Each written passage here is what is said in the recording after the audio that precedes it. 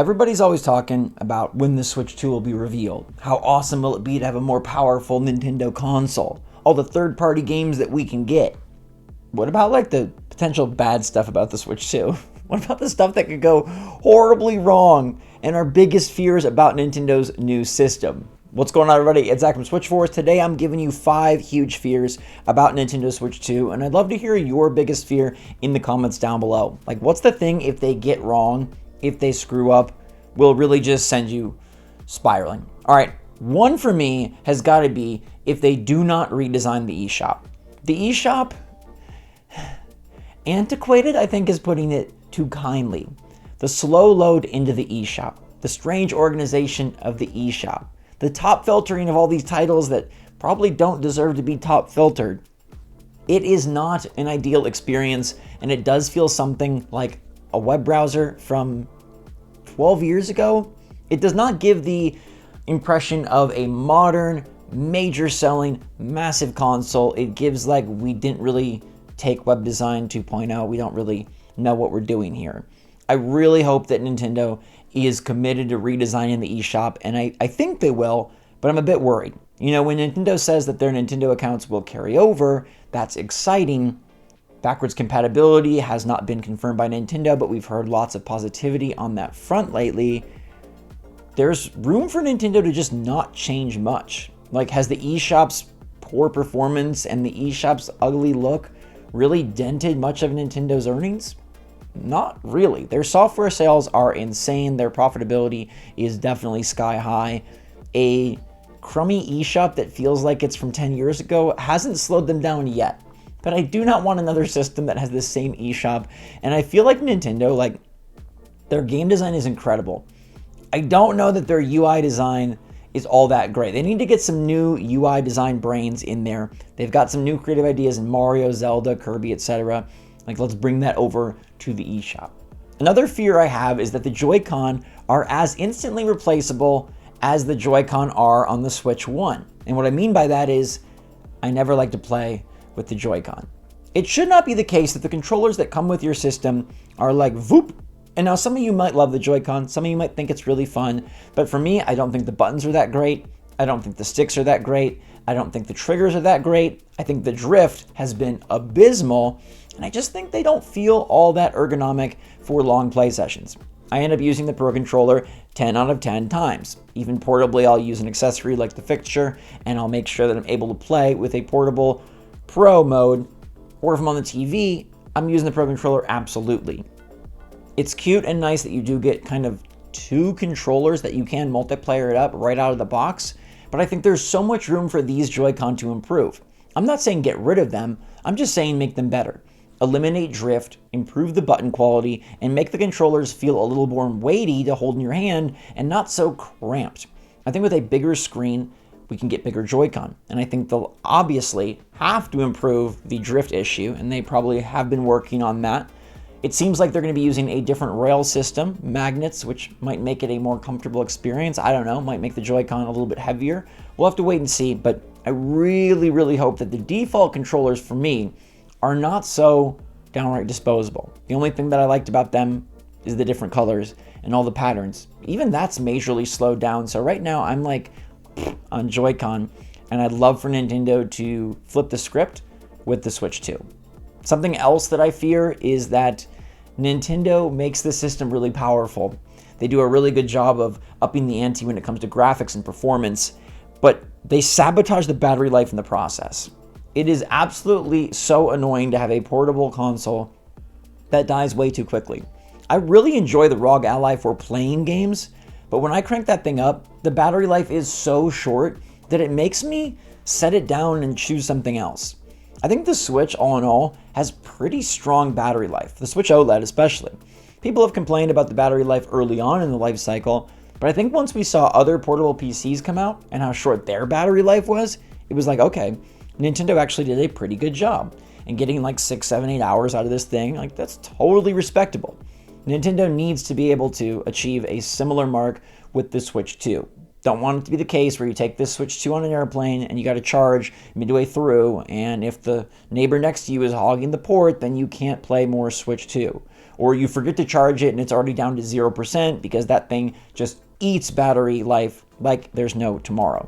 We want it to eat third-party games, we want it to eat impressive graphics, we want it to eat new ideas for Mario and all the familiar faces, but we don't want it to eat battery life, and I hope that with this power will come battery responsibility. I have to include this one in here because if Nintendo waits till holiday 2025, I think that's too late. There is a fear amongst some that Nintendo might not feel any urgency. Now, lately we've heard this ramp up that, Nintendo is going to reveal it very soon, and I'm on board with that train, but we also did hear that developers were told not to expect it any earlier than April or May. And April or May can quickly become September or October, can quickly become November once again. Nintendo cannot sit on their laurels and just enjoy the success there's the Switch 1. I feel like, yes, there is momentum, and Echoes of Wisdom is looking absolutely incredible. Brothership seems to be the Mario RPG that just will complete the trifecta of new Mario RPGs on Switch. I just don't think we can do a whole nother year of this. Yes, we're going to have a few smaller titles in the first half of 2025. Yes, there's Metroid Prime 4 Beyond to look forward to, which is absolutely a huge game. But do we really want to wait a whole nother year?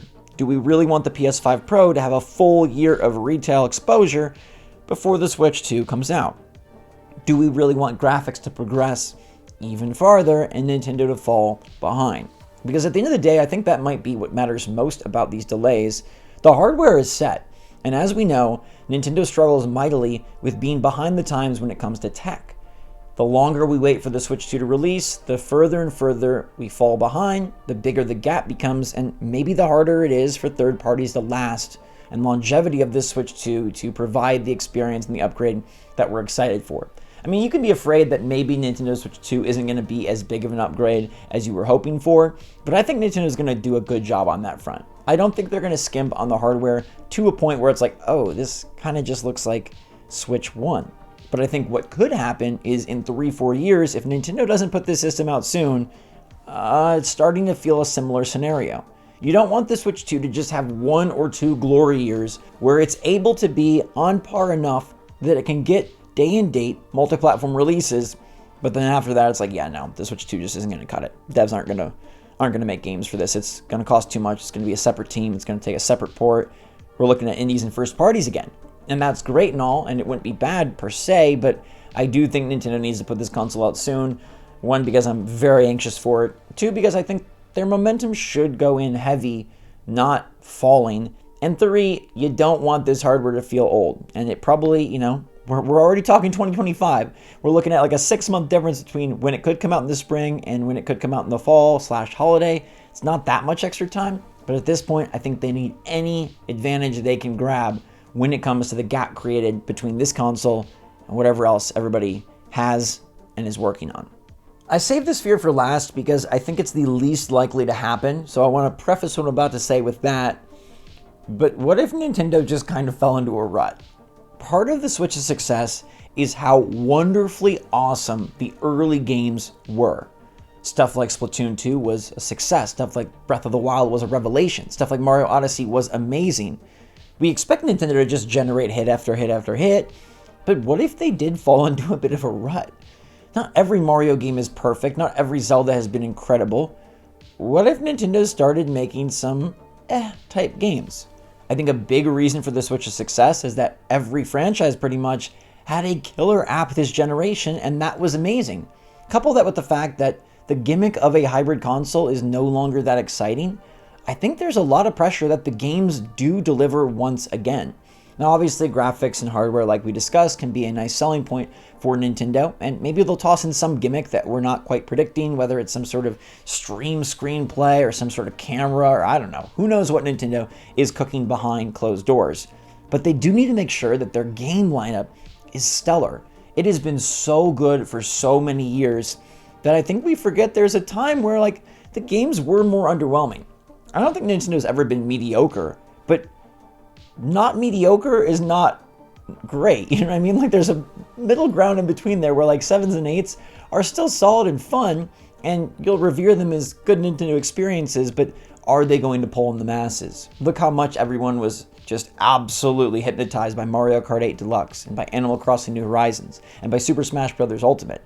Nintendo has a tall task to top these games and once again deliver top-tier gaming experiences. And I fully believe they can do that. That's why, like I said, I saved it for last. But it is something that has hit my brain lately of like, Nintendo's been on such a hot streak. They're just going. Even stuff this year like Echoes of Wisdom, Brothership, Mario Party Jamboree. It's a down year and it still looks delightful.